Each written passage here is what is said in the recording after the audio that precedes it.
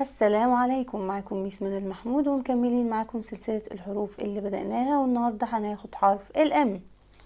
اسمه ام ام ام.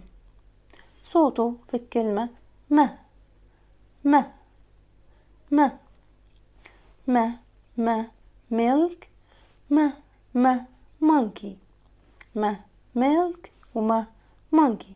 ميلك يعني لبن ومونكي يعني قرد.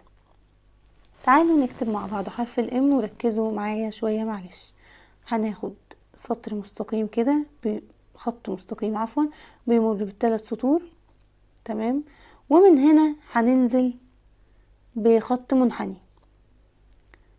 عايزاكم تنزلوا معايا بالراحة للسطر التالت. نطلع تاني بخط منحني برضو، ننزل تاني بخط مستقيم.